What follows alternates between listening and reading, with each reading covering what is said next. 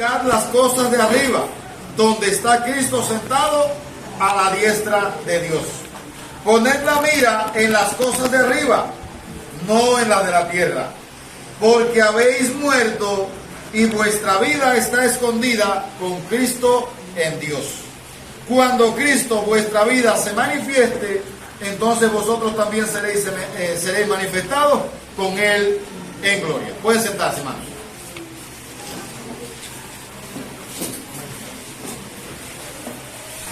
Bien, yo quiero compartir en esta mañana el tema la perspectiva del cristiano.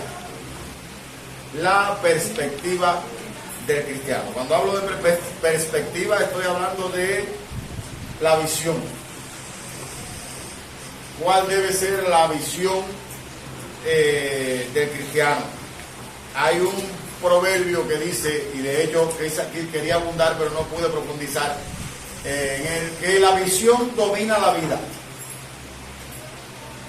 La visión domina la vida. De acuerdo a donde usted tenga puesto sus ojos, a donde usted tenga puestos sus pensamientos, pues allí estará su corazón. Así lo dijo Cristo: donde esté tu tesoro, allí estará tu corazón. La visión domina la vida, y por eso es necesario que nosotros entendamos cuál es la perspectiva a la que Dios nos ha llamado, cuál debe ser la visión de nosotros, cuál debe ser nuestra manera de pensar. Y ahí se repite 2 veces la frase, las cosas de arriba. 3.1 dice, buscad las cosas de arriba, y 3.2 dice, poned la mira en las cosas de arriba. Así que no hay que ser un científico ni un ducho para darse cuenta cuál debe ser la perspectiva del cristiano. ¿Cuál debe ser la perspectiva?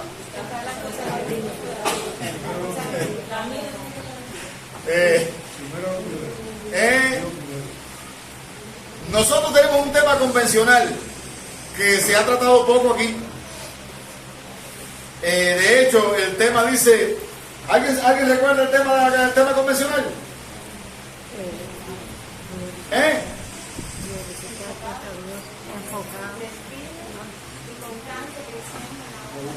Firmes y enfocados en la misión de Dios. Eso hay que repetirlo con más frecuencia, porque ya veo que... Ramón, hay que trabajar en eso, mi hermano, como Ruth. Bueno, el lema convencional es firmes y enfocados en la misión de Dios. Es decir, nuestro lema convencional nos llama a permanecer firmes en medio de un desierto, porque nosotros estamos viviendo un desierto que no sé cuándo será el fin, pero estamos viviendo un desierto en todos los sentidos.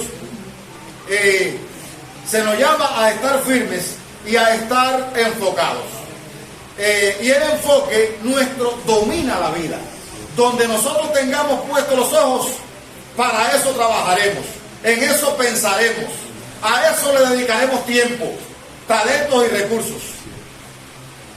Es necesario que nosotros hoy hagamos una revisión de nuestras prioridades.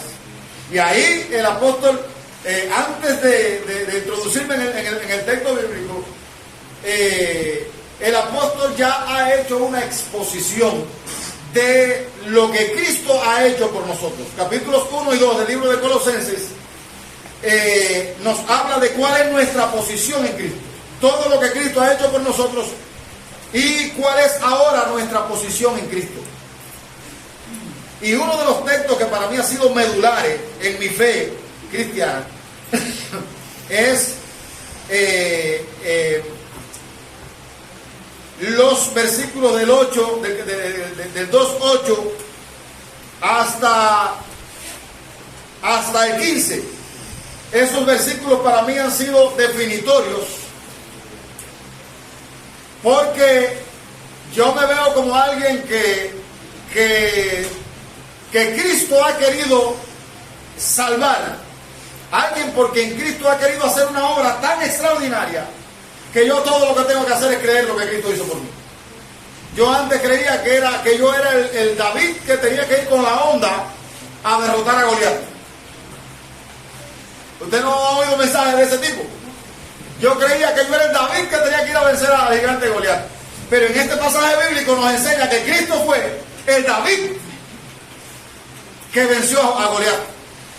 Dice que despojando a los principados y potestades, los exhibió públicamente, triunfando sobre ellos en la cruz del caballo. Y el acta que había en contra de nosotros, Él la destruyó. Él borró el acta que había en contra de nosotros, anulando el acta de los decretos que había en contra de nosotros, que nos era contraria, quitándola de medio y clavándola en la cruz.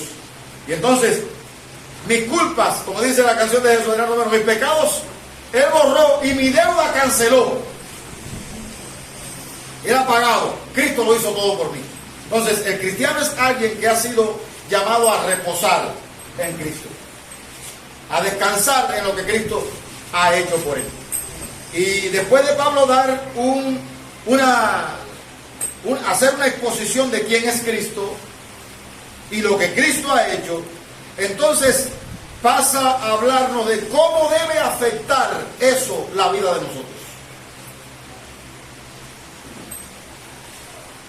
Si Cristo, que es Dios, a partir del versículo 15, él habla de esa gran verdad. Si Cristo, que es Dios, pagó por nuestros pecados, hizo una obra total para redimirnos,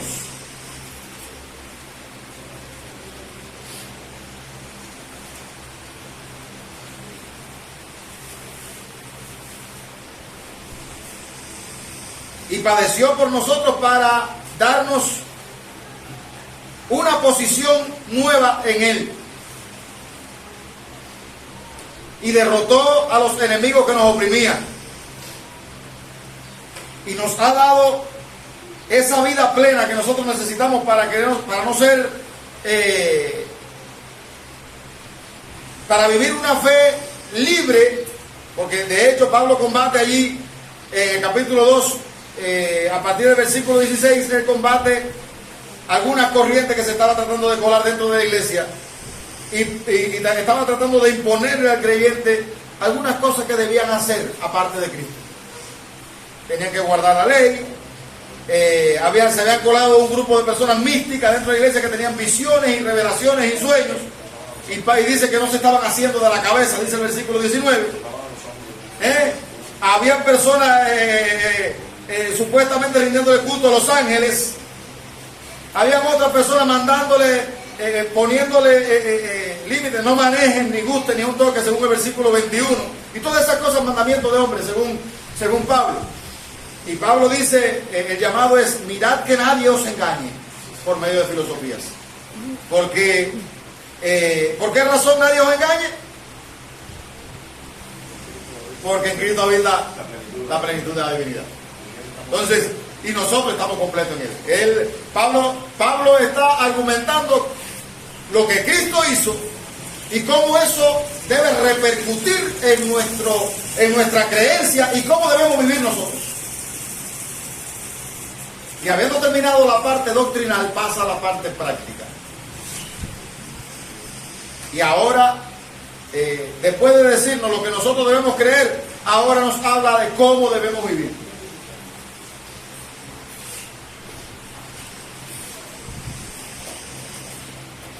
Y el versículo aparece con un enfoque que otras versiones, que para mí son más creíbles, comienza con un sí, como un sí condicional.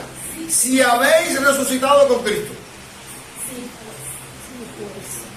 Las versiones más fidedignas dicen: puesto que habéis resucitado con Cristo. ¿Por qué? Bueno, usted puede buscarlo en el mismo contexto, puede buscar la explicación. Dice, ¿qué dice la Biblia que ha pasado con nosotros según el versículo 11 y 12? ¿Alguien lo lee? Del capítulo 2. En él también fuiste circuncidado con circuncisión no hecha a mano, al echar de vosotros el cuerpo pecaminoso carnal, en la circuncisión de Cristo, sepultados con él en el bautismo, en el cual fuisteis también resucitados con él, mediante la fe en el poder de Dios, que le levantó de los muertos. ¿Y el otro versículo? Y a vosotros, estando muertos en pecado y en circuncisión de vuestra carne, os dio vida juntamente con él, perdonándoos todos los pecados. ¿Sigo? Ya, está ahí. Ahora note que ahí habla de cuál es la posición del cristiano en Cristo. Bueno, se sobreentiende que está hablando de una persona que está en Cristo, ¿no? Dice ahí, en él fuiste circuncidado con circuncisión no hecha mano. ¿Qué más dice el versículo 12? Fuimos sepultados con él. Y para poder sepultar a alguien no se sepulta vivo. Se entierra un muerto, ¿no? Entonces, alguien que fue sepultado fue porque primero fue alguien que murió. ¿Y cómo murió ese alguien? Al estar en Cristo, ese alguien murió, dice, sepultados con él en el bautismo. Es una simbología en el cual fuiste también resucitados con él. Dese cuenta que está en él, con él. Está hablando de nuestra posición en Cristo.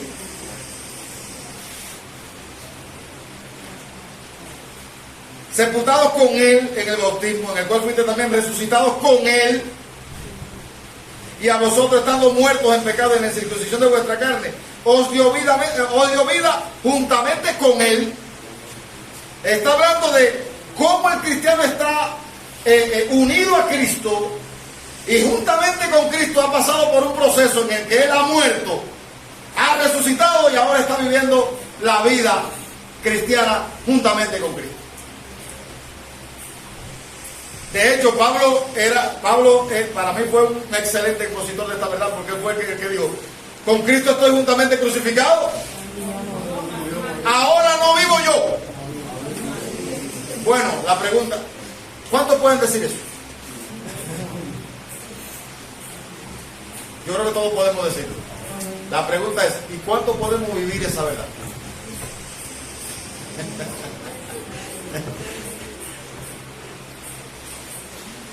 ¿Cuánto estamos viviendo esa verdad, hermano? Ahí Pablo habla de nuestra identidad en Cristo. Hemos muerto con Él, hemos sido levantados con Él y ahora estamos viviendo juntamente con Él. Bueno, de hecho es lo que Él recalca aquí en este pasaje bíblico. Entonces, yo creo que la traducción correcta, porque aquí dice que hemos muerto, que fuimos sepultados con Él y que fuimos resucitados. Entonces, ese sí, pues haber resucitado, creo que no se coincide, no se corresponde. Más bien es, puesto que habéis resucitado con Cristo, así lo traducen las versiones más fieles. Puesto que habéis resucitado con Cristo, es decir, a usted se le cataloga como alguien que al estar en Cristo Jesús ya usted murió. ¿Qué murió de usted? El viejo hombre. Y lo vamos a ver más adelante. Creo que la Diodada en la lectura más adelante aparece hacer morir lo terrenal. Ahí está en el versículo 5. No vamos a meternos allá ahora. Quiero ir por pasos. Puesto que habéis resucitado con Cristo, buscad, es decir, como resultado de haber pasado ese proceso con Cristo, ¿cuál debe ser la perspectiva del cristiano? ¿Dónde deben estar centrados los intereses del cristiano? ¿Cuál debe ser la prioridad del cristiano?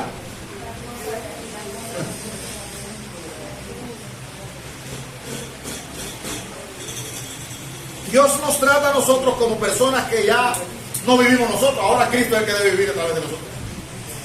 O nosotros más bien debemos vivir la vida de Cristo. Recuerde que nosotros estábamos, según el pasaje bíblico, nosotros éramos esclavos de Satanás. ¿Cómo sería nuestra vida sin Cristo? ¿Qué sentido tendría nuestra vida? Pero Cristo vino, pagó el precio por nosotros, nos sacó debajo del yugo de Satanás y nos dio su vida para que ahora nosotros vivamos la vida que Él hubiese vivido. Eso es lo que es un cristiano. Un cristiano vive la vida que Cristo debía haber vivido, porque Cristo entregó su vida por él. Cristo ocupó su lugar de condenación para que ahora nosotros vivamos la vida que Cristo hubiese vivido. De modo que quien mira a Moisés debiera ver a quién.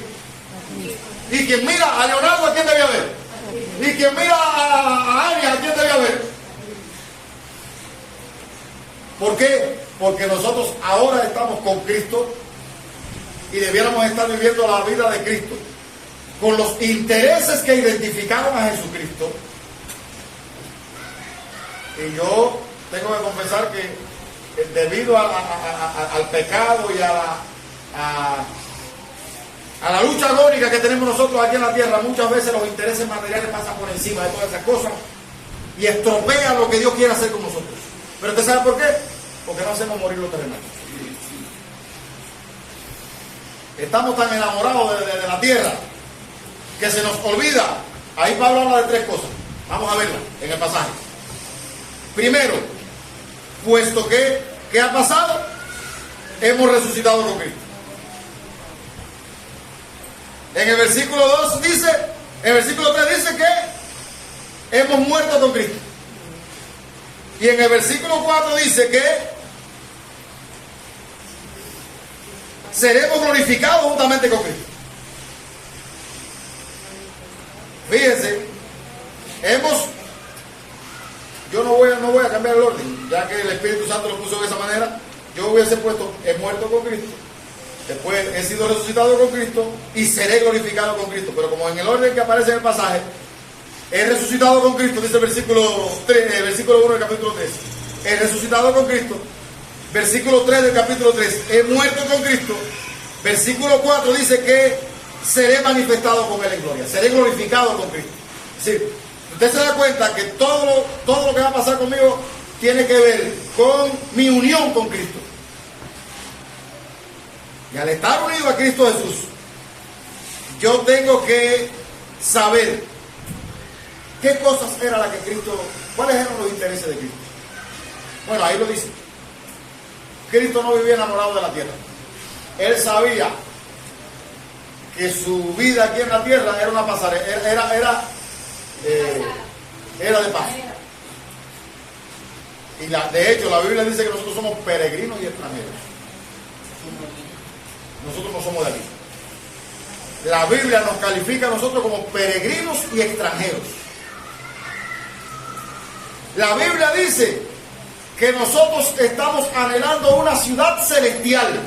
Cristo dijo, voy a preparar el lugar para que donde yo estoy, ustedes también estén. Entonces nuestros intereses no son los intereses de la tierra. Y de hecho Cristo fue fuerte en ese sentido cuando Él dijo, no hagan tesoros en la tierra donde la polilla y el orinco rompen y donde los ladrones miran y hurtan. La conversión de cristianos, ahí radica el cambio.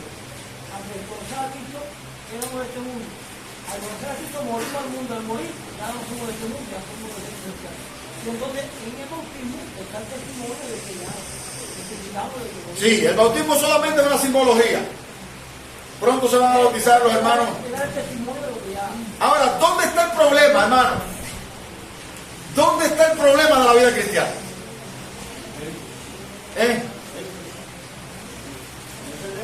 Bueno, si ya hemos muerto, ¿cuál es el problema de nosotros? Bueno, el problema de nosotros es que que el viejo hombre quiere salir a flote. Ese es el problema. Ese es el problema. Yo busqué al menos 3 pasajes que quiero corroborar. El primero es el versículo 5 que está ahí. ¿Qué dice el versículo 5? Sí.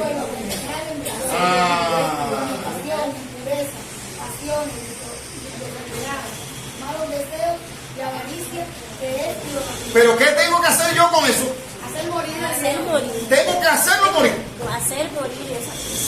Fíjense que ya la Biblia me considera, ya Dios me considera como alguien que ha muerto.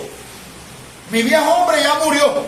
Sin embargo, ese viejo hombre está todo el tiempo tratando de sacar las garras. ¿Cómo tratar con él? Está el ejemplo de la mata de injerto. Una mata de la larga, le injerta la semilla, la yema de la semilla y hay que estar todo el tiempo cortando el gajo alto para que pueda permanecer. Bien, el problema está, hermano, en que ese muerto que nosotros enterramos o que en Cristo Jesús ese muerto ese muerto quiere todo el tiempo tratar de salir a flote. Y por mucho que uno le echa tierra, él está como el burro, tratando de dar el brinquito para no ser sepultado. Aquí el llamado del apóstol es hacer morir lo terrenal. Si yo quiero buscar las cosas de arriba, hay una lucha. Esa lucha el cristiano la va a tener hasta que se muera. Hay un conflicto entre las cosas de arriba y las cosas de la tierra. Y a ver, quiero hacer una aclaración. No estoy diciendo que usted tiene que ser un fanático, que se olvide que usted vive en un cuerpo que tiene que alimentar y que tiene una familia por la cual tiene que luchar. Es importante que diga esto. El problema está cuando la balanza se desequilibra y yo solamente pienso en lo terrenal y lo de arriba perdió su atractivo para mí.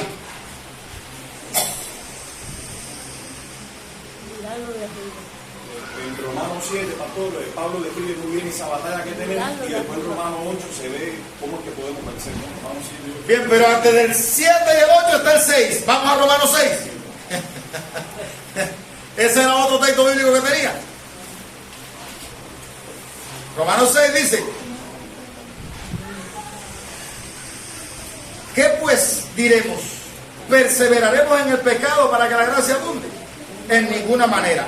Note, porque los que hemos muerto al pecado, ¿cómo viviremos aún en él? ¿O no sabéis que todos los que hemos sido bautizados en Cristo Jesús hemos sido bautizados en su muerte? Note, porque somos sepultados juntamente con él para muerte por el bautismo, a fin de que como Cristo resucitó de los muertos por la gloria del Padre, así también nosotros andemos en vida nueva. Porque si fuimos plantados juntamente con él en la semejanza de su muerte, así también lo seremos en la de su resurrección, sabiendo esto. Y hay un escritor que se llama Watchman Nee, que él, hay dos libros de él, hay varios libros, pero dos de ellos que yo leí. Él habla de la vida cristiana normal. ¿Cuál es la vida cristiana normal?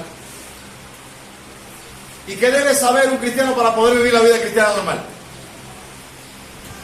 Y dice, sabiendo esto, ¿qué cosa? Versículo 6. ¿Qué cosa debe saber el cristiano? Que nuestro viejo hombre fue crucificado juntamente con él, para que el cuerpo del pecado sea destruido, a fin de que no sirvamos más al pecado. Eso es algo, ahí más adelante lo dice. Más adelante lo dice. Usted debe saber esa verdad. Y de hecho, cuando Pablo, en esta misma carta que el apóstol Pablo dice, transformado por medio de la renovación de vuestro entendimiento, usted debe saber qué ha pasado con usted al entregar su vida a Jesucristo, sabiendo que nuestro viejo hombre fue crucificado juntamente con él, para que el cuerpo del pecado sea destruido, a fin de que no sirvamos más al pecado, porque el que ha muerto ha sido justificado al pecado.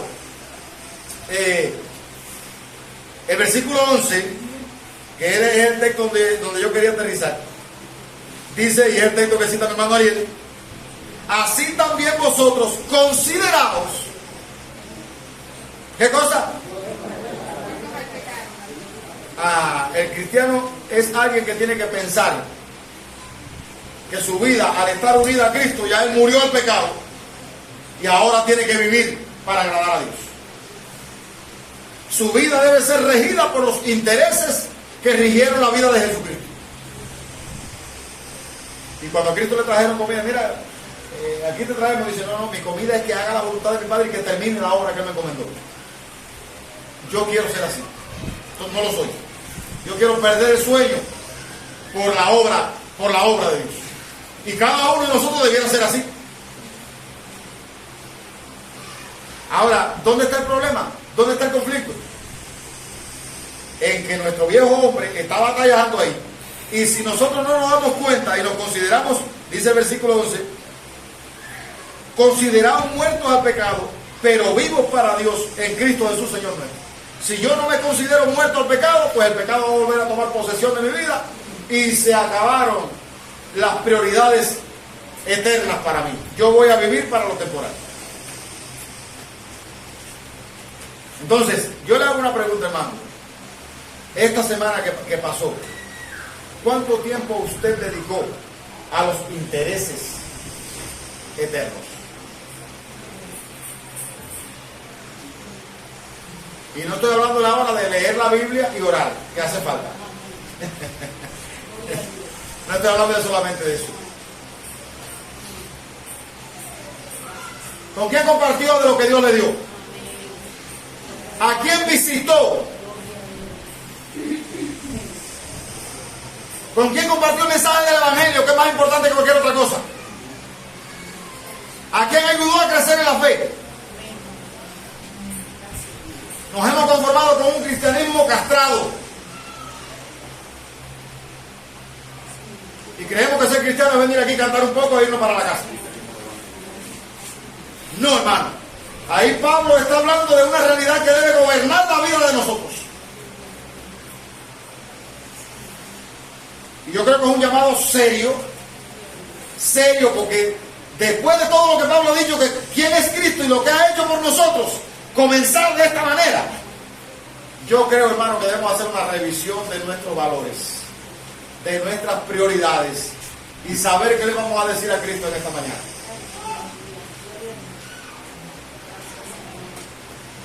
Y nosotros cantamos: de tal manera me amó que su vida no escatimó. Hasta el final Él se entregó y a la muerte fue porque me amó. De tal manera me amó que no hay forma en que podré pagar el precio de su gran amor. Pero toda mi alma quiero dar. Y entonces dice: por su amor yo viviré. De su amor yo cantaré. Con mi Jesús caminaré. Porque Él me amó a mí, le serviré. Ese debiera ser nuestro estilo de vida cristiano. Pero cuando usted va y pone en una balanza los intereses del cielo, los intereses de Cristo y mis intereses, cuando usted lo tira en la balanza ahí y usted lo pesa, hacia uno se inclinaría la balanza. No me diga. Aquí cada uno tiene una conciencia y puede sacar conclusiones de lo que estoy diciendo sin que venga ningún agente externo a decirle lo que tiene que leer. Si usted tirara ahora mismo en una balanza los intereses de Cristo o los intereses de arriba y los intereses de la tierra, ¿hacia dónde se inclinaría la balanza?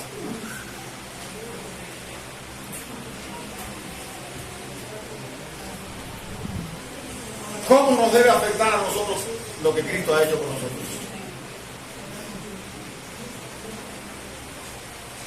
Hay otro pasaje bíblico.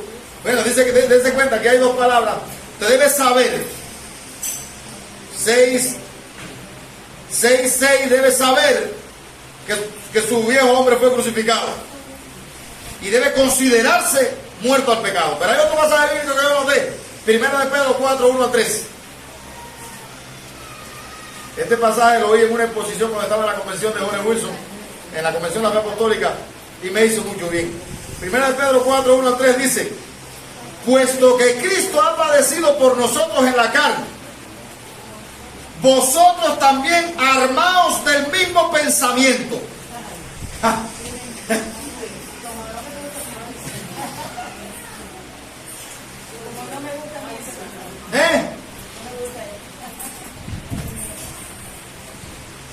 Esto es para sudar. Note, puesto que Cristo ha padecido por nosotros en la carne, vosotros armados del mismo pensamiento, pues quien ha padecido en la carne terminó con el pecado. Note, ¿para qué Cristo terminó con el pecado? Versículo 2.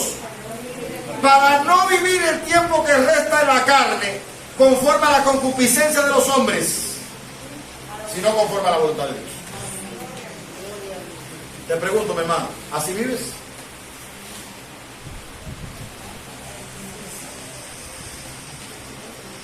¿Estás siendo arrastrado por la corriente de este mundo? ¿O estás teniendo una guerra con esos deseos y está venciendo para hacer la voluntad de Dios?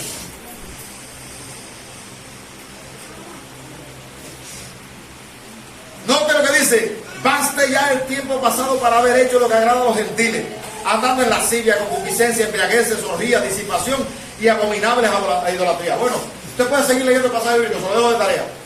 Pero cité los 3 pasajes bíblicos para que usted vea que, y uno fue Uno lo citó el apóstol Pedro, uno lo citó. El 5, mira lo que dice. ¿Qué dice el 5? Pero ellos darán cuenta. Aquí está. Preparados para jugar a los mismos y a los mismos. Es que si usted no se alinea, no nos alineamos. También va a tener que dar Yo cuenta. no me alineo. También voy a tener que dar cuenta. Pero miren por dónde comienza todo. Yo tengo que armarme del pensamiento ese. Cristo murió por mí y yo morí con Cristo. Y mi manera de pensar gobierna mi manera de vivir. De hecho, pastor, en el pasaje de Colosenses 3, en el 2, donde dice, poner la mira, hay versiones que lo vierten, piensen en las cosas que son de arriba, piensen, para enfocar la mira. Exacto. Exacto. Prioriza las cosas de arriba. Ahora, siempre que yo valoro esto, yo recuerdo que yo estuve en un desequilibrio en mi persona muy grande. Por ejemplo, cuando la Biblia dice, el que no deje a padre o a madre por mí no es digno de mí, entonces yo consideraba que era darle una patada a mi madre y dedicarme al Evangelio. Todavía soy víctima de eso, porque llegan los días de las madres y yo todavía estoy pensando en la iglesia.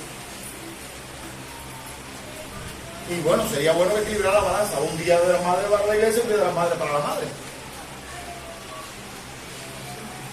Y en este asunto de buscar primeramente el reino de Dios y su justicia, yo creía que era solamente el reino de Dios y su justicia. No, no dice eso. La Biblia dice primeramente. La prioridad la tiene el reino de Dios, pero no debes abandonar tus responsabilidades como ser humano. Porque Dios ha prometido bendecir el trabajo de tus manos. Entonces, no es que es lo único que tiene que buscar, pero sí es lo primero. Y recuerdo que un día en un foro tuvimos un debate de matrimonios y estábamos hablando y le dije, bueno, ahí el problema está en establecer un equilibrio entre esas dos cosas. Y la persona que estaba conduciendo el foro dice, esa es la palabra. Y yo creo que la palabra clave en todas las áreas de la vida, en todas las áreas, la palabra clave se llama equilibrio. Todos los excesos son daños. Bueno, ahí tenemos una psicopedagoga, ¿no? ¿Es psicopedagoga? Bueno, pero por ahí viene. La psicopedagoga es Ania, ¿no? Bueno, ustedes me pueden ayudar.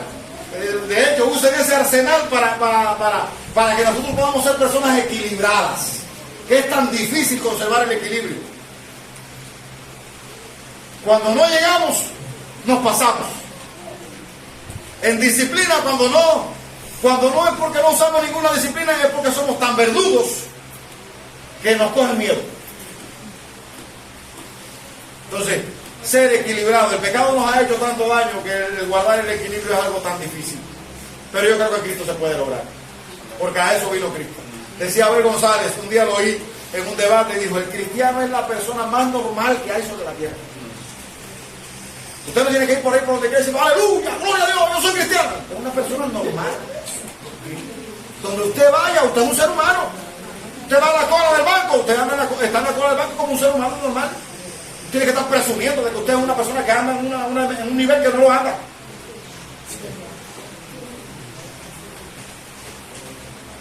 En esa manifestación perfecta de Cristo, dice la Biblia que Él fue lleno de gracia y de verdad. No dejó una cosa ni dejó la otra.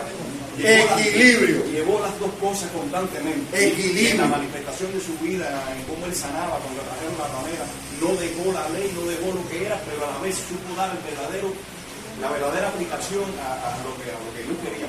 Muy bien. Equilibrio es la palabra que nosotros debemos usar en todas estas cosas. Yo tengo un cuerpo que tengo que cuidar. Y yo recuerdo una anécdota que oí de alguien que se le quejaba a Dios de que creo que le había dado gastritis. Él se había dedicado a la obra misionera, era una persona de ayuno y oración y caminaba valles y montañas predicando el evangelio. Pero llegó el momento que la gastritis lo cogió y le estaba dando una encendida. Y entonces se quejaba. Y el Señor le dijo, yo te di un caballo y un jinete para que pudieras hacer la obra. Tú cuidaste el caballo, pero descuidaste el jinete.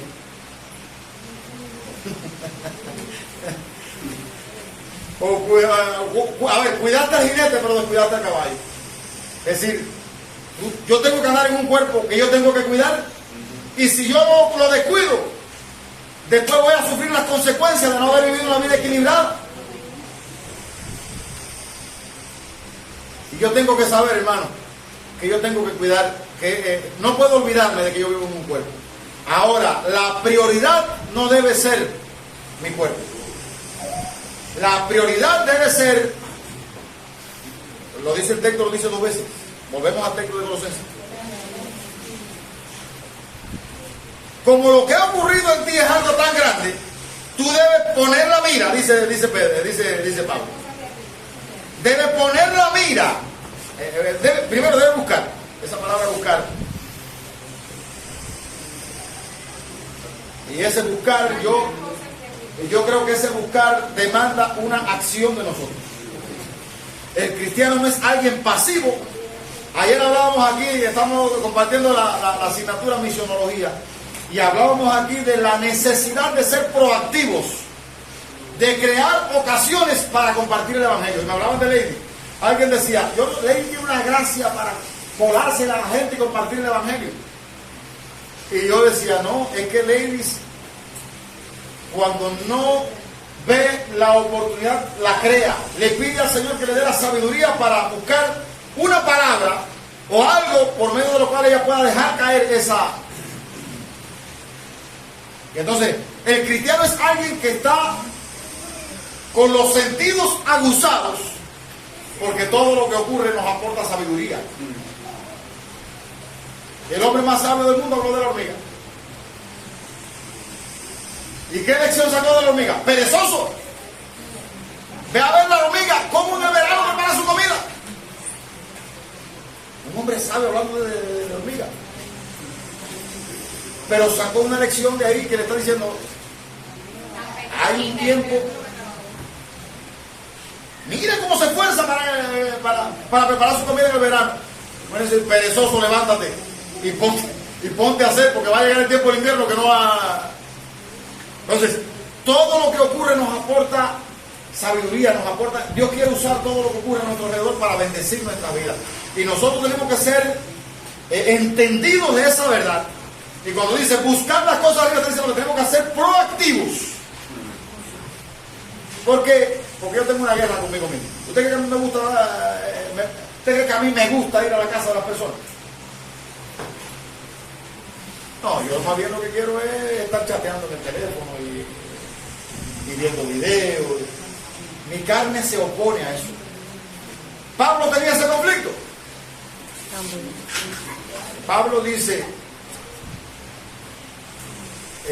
yo cada día golpeo mi cuerpo y lo pongo en servidumbre. No sea que habiendo sido heraldo para muchos, yo venga a ser eliminado. Pablo tenía esa guerra. Y él dice, si como contra fiera batallé en Éfeso, dice, él usa el término, cada día muero. Porque cada día Diosdado tiene que levantarse. Diosdado tiene que levantarse con una vieja Diosdada que tiene que estar lidiando con ella. ¿No es así, Diosdado? ¿Usted siempre tiene buen ánimo para ver? No, hermano, yo no siempre tengo buen ánimo para ver. Pero tengo que bajarme, complicarme y decir, no. Mi vida espiritual depende de mi relación con Dios. Si usted es una persona que depende de su estado de ánimo, usted está ponchado. Tiene que saber que usted tiene una batalla con el viejo Moisés. Moisés tiene una batalla con el viejo Moisés y cada día tiene que enfrentarse con ella.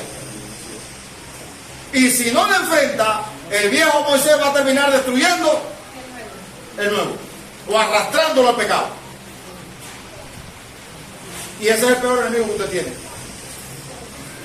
El peor enemigo que usted tiene es usted mismo. Es su viejo hombre. Entonces, hermano, el cristiano es alguien que busca las cosas de arriba porque ha puesto la mira en las cosas de arriba. Y como dije al principio, la visión domina la vida. Y como está mirando los intereses eternos, entonces él se preocupa por los intereses eternos. Y cuando esas cosas de aquí de la tierra batalla, le establecen un desafío, pues sencillamente él alimenta más, por así decirlo, las cosas celestiales. Y note que aquí aparece otra palabra, que es otra orden. El versículo 5, haced morir. ¿Qué cosa? Janet, ¿qué cosa tenemos que hacer morir? El segundo versículo 5. Lo terrenal. ¿Eh?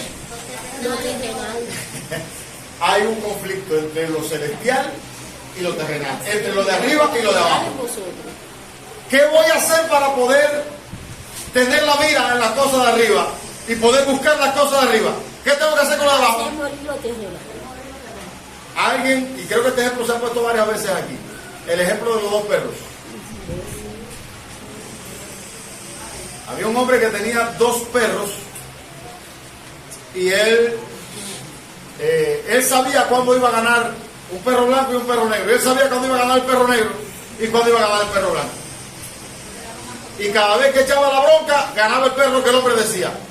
¿Y cómo tú sabes que va a ganar el perro que va a ganar? Y dice, fácil. Cuando yo quiero que gane el perro negro, le reduzco la comida al perro blanco. Le reduzco la alimentación al perro blanco y refuerzo la comida, la alimentación al perro negro. Y viceversa. Cuando quiero que gane el perro blanco, le limito la alimentación al perro negro y refuerzo la alimentación del perro blanco. Cuando ellos se enfrentan, el que está más débil pierde la bronca.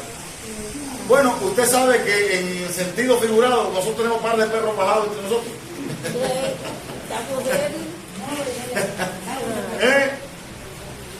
¿Quién no tiene esa lucha, hermano? Desde que se levanta hasta que se acuesta, usted está luchando con eso. Bueno, por lo menos es mi realidad.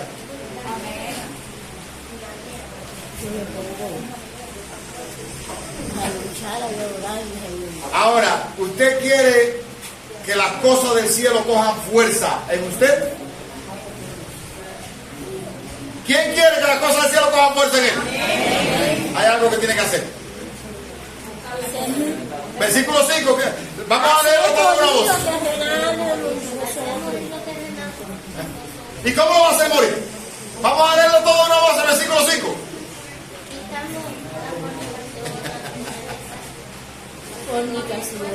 Versículo 5, lo leemos todo de una voz. 1, 2, 3. Haced morir pues lo terrenal en vosotros. Hasta ahí. Fíjense, yo tengo que hacerlo morir lo terrenal en mí, yo no puedo hacerlo morir lo suyo, yo tengo que hacer morir lo mío. Es algo personal. Eso es personal. Es una responsabilidad mía. Responsabilidad de uno. Lo anterior también es responsabilidad mía. Buscar las cosas arriba es responsabilidad mía. Ya Cristo hizo su obra para salvarme, ya me redimió, pagó el precio. Ahora me toca a mí, si yo quiero mantener mi vida cristiana vigorosa, yo tengo que buscar las cosas arriba y tengo que hacer morir lo terrenal. Usted sabe el desafío que tenemos nosotros, el desafío que tenemos, alguien dijo que para lo que se requiere pantalones de verdad para ser cristiano. Porque el conflicto usted lo tiene con usted mismo. Hay que haber confundido los términos y le está echando la culpa al diablo. Y claro, el diablo se aprovecha de la debilidad de nosotros para llevar a cabo su agenda. Pero cuando yo estoy vigoroso, él viene y da una vueltecita y ve que no puede, no hay lugar por donde entra y dice: Me voy, gracias.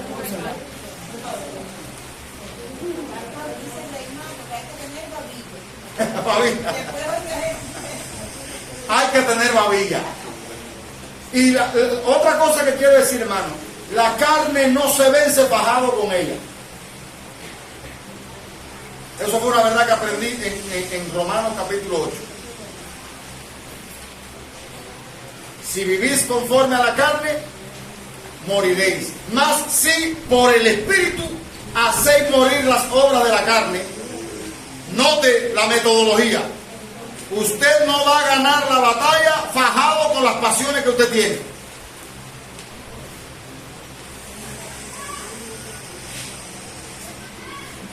Me domina la pornografía. Uno de los pecados secretos que hay hoy en día. Todos tenemos acceso a internet, por lo menos todos tenemos teléfono inteligente. Y como yo tengo mi teléfono con clave y nadie accesa a él, pues sencillamente nadie sabe por dónde yo ando. Pero yo sí lo sé y Dios también lo sabe. Incluso las personas que atienden las tendencias en Google también lo saben, porque cuando yo he visto que cuando yo veo una publicación de una persona determinada, pues me la repiten varias veces. Es decir, que hay alguien más que se está enterando de cuáles son mis intereses en YouTube. Y cada cierto tiempo te lo notifican en Facebook. Y también te dice, fulano y fulano lo quieres. Ajá. Entonces, el asunto no es fajarte con tus pasiones, porque no la vas a vencer. El asunto es alimentar el espíritu. Por el espíritu hacer morir las obras de la carne, es lo que dice la Biblia. Y es el ejemplo de los perros. Alimenta al perro blanco y tú verás que el negro no va a ganar. Alimenta los intereses celestiales y tú verás que los intereses terrenales van a ocupar su lugar. Ahora, descuida los intereses celestiales y tú verás que eso es automático. Yo digo que el viejo hombre es como el marabú. La mala hierba usted no tiene que cultivarla, se da sola. Y el viejo hombre, usted no tiene que preocuparse por él. Deje de alimentar su vida espiritual y usted verá que automáticamente ese viejo hombre va cogiendo fuerza y usted se olvidó. Y pasan los días y pasa el tiempo y es como si Dios no existiera. ¿Y qué me está pasando? ¿Qué está pasando? Perdiste el enfoque. No entendiste que tú moriste con Cristo, que tú te levantaste con Cristo, que tú estás esperando a Jesucristo para ser glorificado con Él y eso debiera estar gobernando tu estilo de vida. Y entonces eso ha hecho que descuides tu vida espiritual y hoy en día estés hecho un... Y pastor, esa es la raíz de hoy día y es como una experiencia en la mayoría de las iglesias del por qué tanta frialdad a la hora, por ejemplo, de cuando se convoca, como usted decía ahorita, a visitar a un liderazgo, hay déficit de liderazgo y demás. La raíz está en eso. Si mi vida espiritual no está, por decirlo de alguna manera, caliente con el Señor, yo no voy a tener esa visión y ese incentivo de decir, Señor, si tú lo diste todo por mí, yo quiero dar todo por ti, todo por ti. A mí me llama la atención, voy a ver una cita de Pablo que dice, y yo con el mayor placer gastaré lo mío, y aún yo mismo me gastaré del todo por amor de vuestras almas, aún amándoos más, aún cuando sea amado menos. ¿Qué clase de proyección de vida en el servicio a los demás y al reino y a la iglesia? Amén. Tenía ese hombre que lo fustigaban, lo criticaban, lo juzgaban y decían, aún cuando me amen menos, yo voy a seguir amando más y sirviendo a Dios. Pero era un hombre que mantenía la temperatura. Exacto. El termostato en él estaba funcionando, él mantenía un nivel de vida espiritual que lo llevaba a vivir de esa manera. Pero el problema es que cuando nosotros descuidamos la vida espiritual, entonces comenzamos a andar dando vergüenza. Y lo que sigue más adelante, que Diosdado lo leyó ahorita, aunque no lo leyó completo, es decir, todo lo que viene, lo que sigue más adelante es la diferencia entre las cosas del cielo y las cosas de la tierra. Y de hecho Pablo pone delante las cosas de la tierra. ¿Cuáles son las cosas de la tierra? Fornicación, impureza, pasiones desordenadas, malos deseos, avaricia, es decir, el amor al dinero, que es idolatría, cosas por las cuales la ira de Dios viene sobre los hijos de desobediencia, en las cuales también vosotros anduvisteis en otro tiempo cuando vivíais en ella. Pero ahora dejad, fíjense que aparece nuevamente el imperativo dejad, buscad, haced morir, ahora dejad ¿qué cosa? Dejad también vosotros todas estas cosas, ¿cuáles? Ira, enojo, malicia, blasfemia, palabras deshonestas de vuestra boca. No mintáis los unos a los otros, habiéndoos despojado del viejo hombre con sus hechos y revestido de nuevo. Y aquí comienzan entonces los valores de las cosas del cielo. Fíjense que ahí está el contraste. Es una explicación más bien de estos versículos anteriores. Revestido de nuevo. ¿Qué pasa con ese hombre nuevo? ¿Qué es lo que debe estar pasando con cada cristiano? Y esa palabra la subrayé en mi Biblia. Y revestido de nuevo, el cual conforme a la imagen del que lo creó, ¿qué va pasando con él? Se va renovando alguien que está sufriendo una metamorfosis. Un cambio que se va produciendo en él. Ninguno de nosotros es un producto terminado. El más viejo, el que más años tenga aquí en el Evangelio, no es un producto terminado. Lady creo que nació en la fe. O usted se convirtió, no. Alguien aquí nació en la fe. Desde niño fue cristiano. ¿Cuántos años tiene en el Evangelio? En el Evangelio. ¿Qué tiempo lleva en la fe? Sumándole lo de los niños. Yo creo que me llevan más que yo. Moisés. Mi nombre. 38, no, yo tengo 50. Hay una frase muy Y práctica. eso no me hace un producto terminado, como necesito que Dios trabaje en Hay mi una vida. frase muy práctica que escuché hace años que dice que cristiano no es el que no peca, pero sí el que cada día peca menos. Muy bien, muy ajustada esa frase. Y peca menos porque, ¿por qué? Porque se va renovando. El cristiano es alguien en el que se va viendo el cambio. ¿Por qué razón, hermano? Porque va entendiendo cuál es la voluntad de Dios y va ajustando su vida a lo que Dios quiere. Desafortunadamente, nosotros vemos cristianos que cada día se van, en vez de irse renovando, lo que se van es deteriorando más. ¿Dónde termina? Del otro lado. Entonces, revestido del nuevo el cuerpo conforme a la imagen de Dios, se va renovando hasta el conocimiento pleno. Y ahí Pablo habla de lo que pasa con ese cristiano maduro. Es alguien que vive como una familia. Ahora, hermano, voy a dejarlo ahí. Voy a dejarlo ahí. Pero sí quiero que valore, o que valoremos todos, ¿qué valores están gobernando nuestra vida? ¿A qué cosas le dedicamos más tiempo esta semana? ¿En qué cosas piensas la mayor parte del tiempo?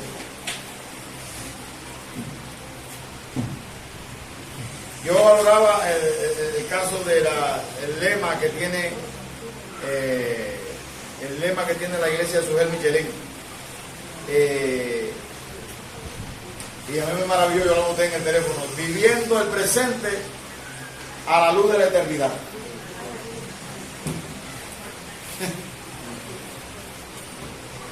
Recuerdo que una vez la Convención Bautista, cuando yo era muchachón, tenía un lema. Cuando Andrés Olivares estaba pastoreando la segunda iglesia de Moa, había un lema convencional que decía: trabajando como si Cristo no viniera nunca, esperándolo como si viniera ahora. Oiga qué paradoja. Trabajando como si Cristo no viniera nunca, esperándolo como si viniera hoy. Y más o menos el lema de esta iglesia de Sujel Michelin, que entiende el pastor Sujel Michelin, me coincide con esa perspectiva. Ellos tienen como consigna: viviendo el presente a la luz de la eternidad. Yo te pregunto, hermano, ¿tú has pensado qué nos espera a nosotros en la eternidad? ¿Qué Dios ha prometido para los que le aman? ¿Cuál será tu recompensa cuando el Señor venga? ¿Gastaste tu vida sirviendo al Señor o sirviéndote a ti mismo? Recuerda esto: Dios te considera a ti como alguien que fue sepultado en Cristo. Y tú debes considerar eso. Dios te considera a ti como alguien que resucitó con Cristo y que ahora está viviendo la vida de Cristo. Y Dios te considera como alguien que está viviendo la vida como quien está esperando a Cristo para ser glorificado juntamente con Él. Lo dice el versículo 4 del capítulo 3. ¿Alguien lo puede leer? Cuando Cristo se manifieste. ¿Lo lee, por favor? Esperanza. Ajá, Esperanza, ¿lo lee? Ajá, lean. Cuando Cristo, vuestra vida, se manifieste, entonces vosotros también seréis manifestados con Él en gloria. Muy bien. Es decir, yo he sido muerto con Cristo he sido levantado juntamente con Cristo y estoy esperando a Cristo que va a venir y me va a manifestar con Él en su gloria. Por lo tanto, Cristo, Cristo, Cristo, en la ecuación se repite, Cristo, Cristo, Cristo. ¿Quién debe gobernar mi vida? Cristo. Entonces, yo creo que todos nosotros debemos hacernos un llamado a la reflexión. ¿Usted va a decir algo, hermana? Antes de ver. Yo creo que todos nosotros debemos hacernos un llamado a la reflexión. Y no es que no trabaje, trabaja duro. Trabaja duro. Pero en tu agenda, recuerda que tienes que apartar un tiempo para tu devoción personal y para compartir tu fe, porque lo que vamos a ver más adelante es que ese hombre que se va renovando mediante hasta llegar al conocimiento pleno, llega a entender que ya no es judío ni griego, ya no hay esclavo ni libre, ya no hay hombre ni mujer, somos una familia. Un cristiano que se ha ido renovando entiende que somos una familia y que tenemos que preocuparnos los unos por los otros y vivir en armonía. Que Dios nos siga bendiciendo. Bendito sea el Señor. Adelante.